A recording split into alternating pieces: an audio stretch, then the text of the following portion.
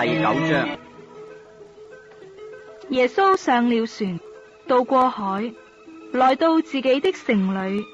有人用褥子抬着一個癱子，到耶穌跟前來。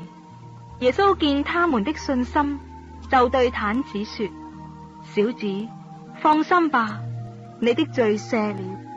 有幾個文士心裏說：這個人說僭妄的話了。耶穌知道他們的心意，就說：你們為什麼心裏懷着惡念呢？或說你的罪赦了，或說你起來行走，哪一樣容易呢？但要叫你們知道人子在地上有赦罪的權柄，就對癱子說：起來，拿你的褥子回家去吧。那人就起來回家去了。眾人看見都驚奇，就歸榮耀與神，因為他將這樣的權柄賜給人。耶穌從那裏往前走，看見一個人名叫馬太，坐在稅關上，就對他說：你跟從我來。他就起來跟從了耶穌。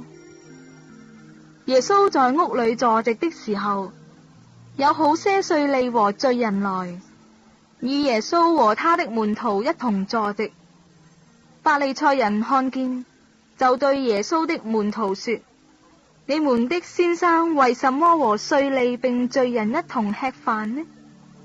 耶穌聽見，就說：康健的人用不着醫生，有病的人才用得着。經上說：我喜愛憐恤，不喜愛祭祀。這句話的意思，你們且去揣摩。我來本不是召義人，乃是召罪人。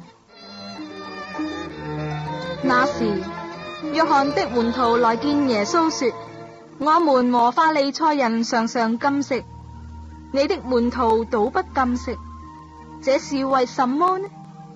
耶穌對他們說：新郎和陪伴之人同在的時候，陪伴之人豈能哀慟呢？但日子將到，新郎要離開他們，那時候他們就要禁食。沒有人把新布補在舊衣服上，因為所補上的反帶壞了那衣服，破的就更大了。也沒有人把新酒裝在舊皮袋裏，若是這樣，皮袋就裂開，酒漏出來，連皮袋也壞了。唯獨把新酒裝在新皮袋裏，兩樣就都保存了。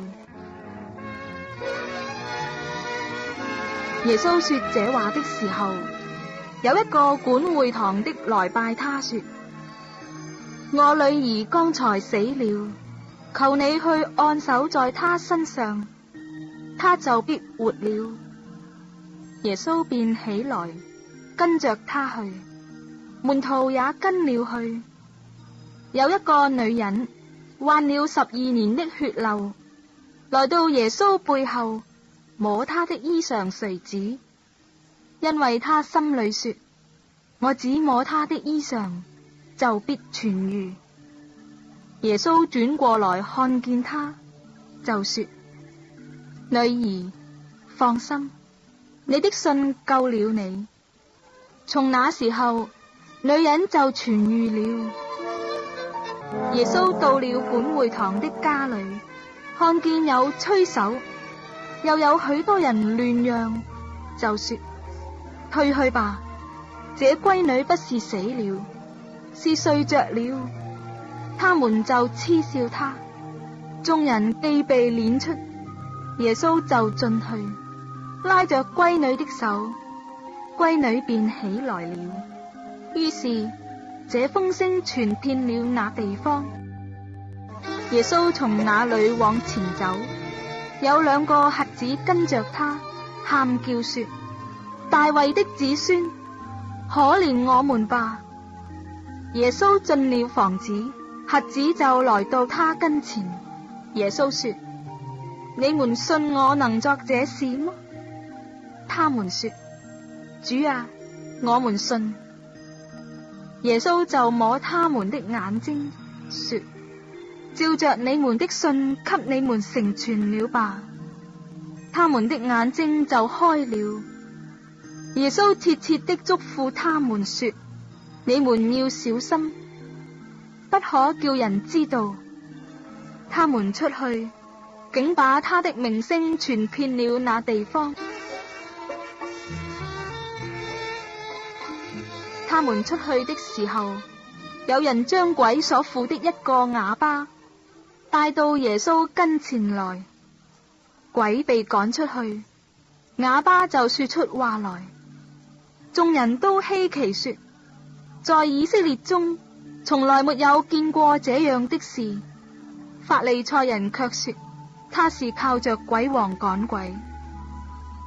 耶穌走遍各城各鄉，在會堂裏教訓人，宣講天國的福音，又醫治各樣的病症。他看見許多的人，就憐憫他們，因為他們困苦流離，如同羊沒有牧人一般。於是對門徒說：要收的莊稼多，作工的人少，所以你們當求莊稼的主打發工人出去收他的莊稼。